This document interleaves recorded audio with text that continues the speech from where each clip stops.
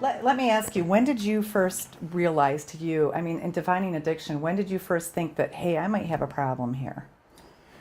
Well, let me go back in time first of all, Sure. because, I'm not, I don't live out on an island somewhere. I read the newspapers, I see television, I see comments and hear comments that people make. Sure.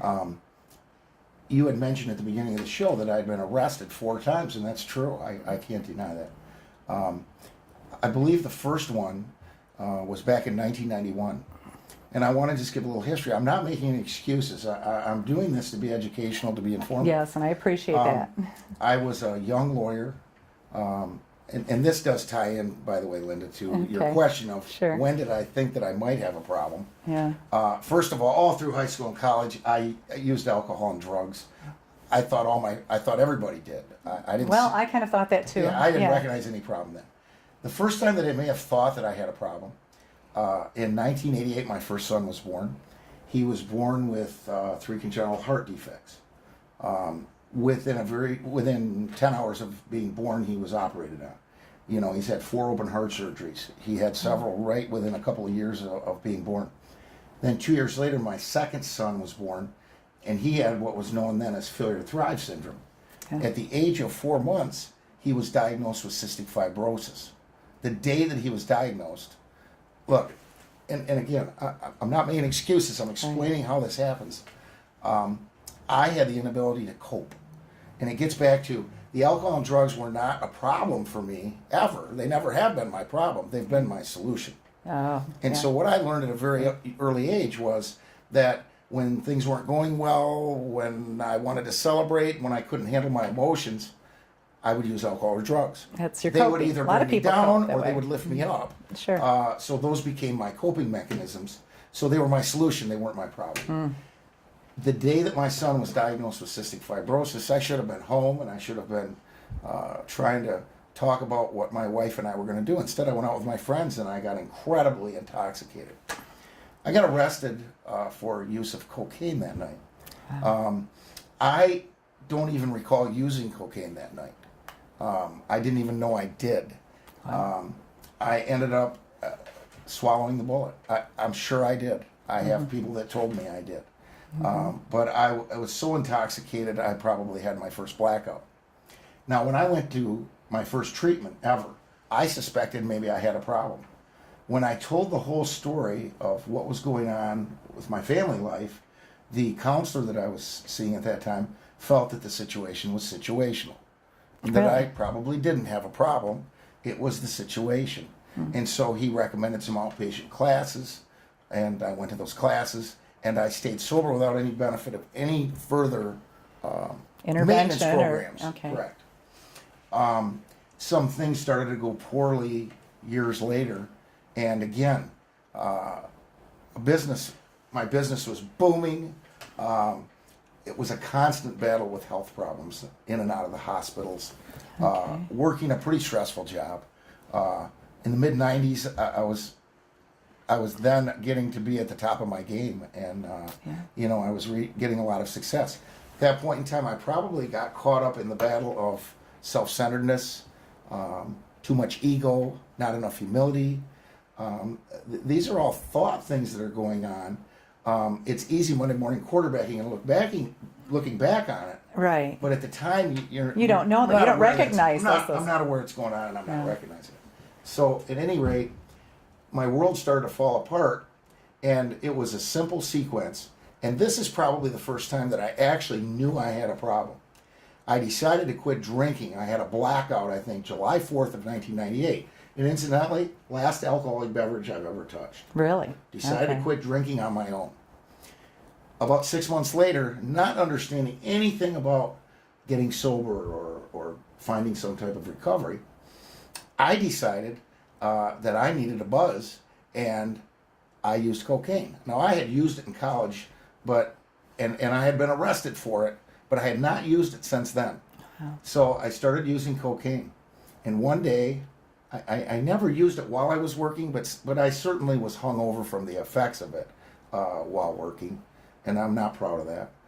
But at any rate, I was in court one day, and I was arguing something to the judge, and my nose started bleeding. Wow. And I knew what it was from. And so I told a friend of mine that I used with, and he said, well, you got to start smoking it.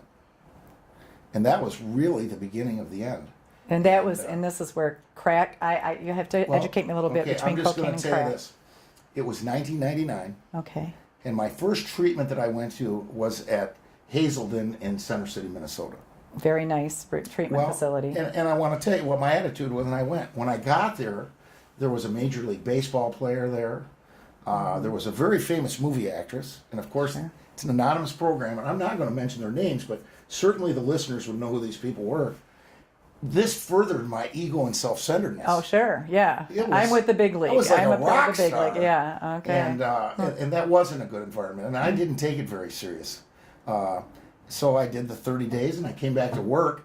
And incidentally, I came back, and over the next 6 months, I probably won 2 of the more high-profile cases that I've ever had with not guilty verdicts from the jury. Now, when a person who's an addict or an alcoholic is having good success in their business or professional life, They want to celebrate, right? well, So it's no, just it fools them into thinking they don't have a problem. Oh, okay. So Okay. here I went through a process where I thought I had a problem. Then when I had these great successes again, Sure. my mind tells me I'm cured. Yeah. You know, the addict and the alcoholic mind constantly want to lie to us and tell us we're okay. Right. But really, it's like little guys inside there that want to kill us. Yeah. That's really what happens. So, at any rate, I went through a really difficult time period between 1999 and 2002, and what was almost a puzzle to me was I was having this incredible success in the courtroom, Sure. and at the same time I was dying in my personal life. And obviously I wasn't being a very good husband. I wasn't being a very good father to my kids. I was falling apart. I was leading a double life. It was horrific. I went to Hazelden in 1999. I went to the Meadows, which is a very exclusive place in Wickenburg, Arizona in 2000. In 2001, I went through an intensive outpatient treatment because I would have these very short bursts of use to where I was almost becoming non-functional. And it was increasing in severity. I was getting worse and worse. And I kept wanting help, but I had no recognition of how ill I was. I was very ill. Yes, you were. Okay? I was very ill mentally and didn't know it. At any rate, I finally got arrested again in 2002, and I absolutely knew I had a problem when I was there. I mean, I was at a point in 2002 when I went to treatment where I was writing letters, letters to family or friends, and missing words and leaving out letters. And I'm an excellent speller, and my grammar's pretty good. You're an intelligent I mean, man. Literally, There's no I was doubt. leaving So words this out, and I was would the reread illness. it, and Yeah. I realized that I was having cognitive damage, You are. and So, that and, yeah. and that was really, really scary. So while I was there, I did really well. I think at that point in time, I stayed sober 14 consecutive months. But at the same time, I was in Grand Rapids in treatment. My kids were in Muskegon, and I was totally broke. I'd gone Sure. bankrupt from this drug problem. And so I had gone completely bankrupt, and I couldn't even afford to drive to Grand Rapids to see my kids, and that was really, it was eating a hole in me. Sure.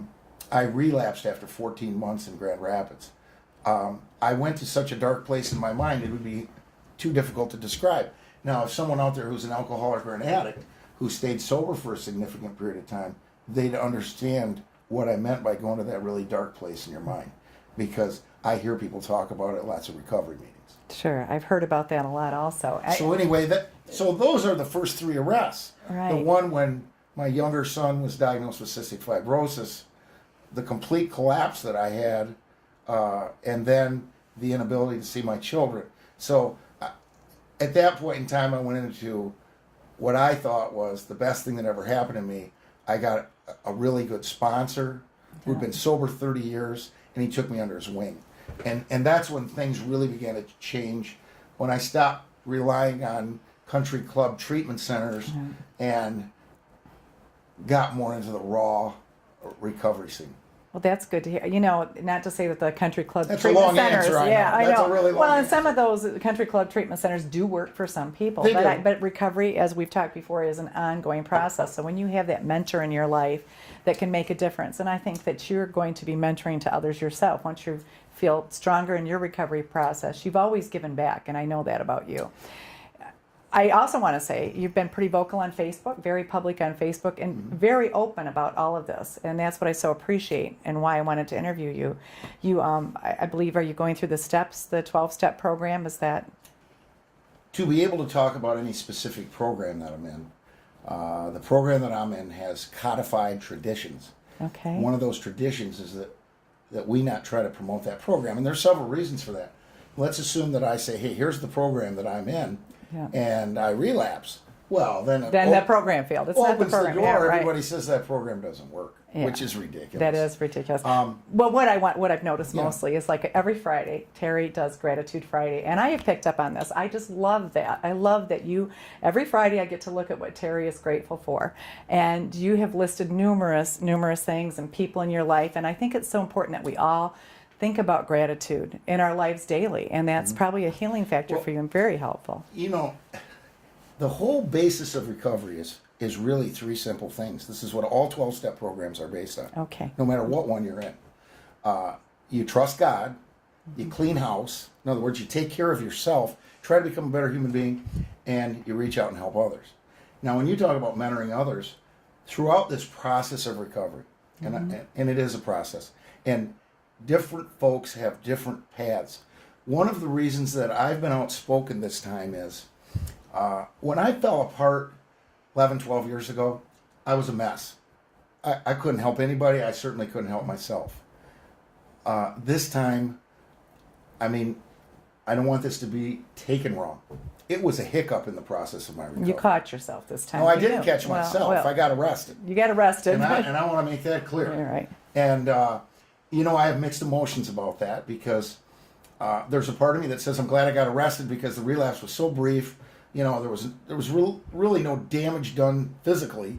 Sure. And they allowed me to keep my license long enough to make a transition with all my cases to my associates. Yes, and that's Allowed good. us to set up law firms for them. Mm-hmm. Now I'm working for them. I got to stay involved with my clients' cases. There wasn't much residual damage like there could have been. Like there could have been. I feel blessed in that regard. And it's also, you talked about maybe I could mentor. Now, I've been mentoring all along.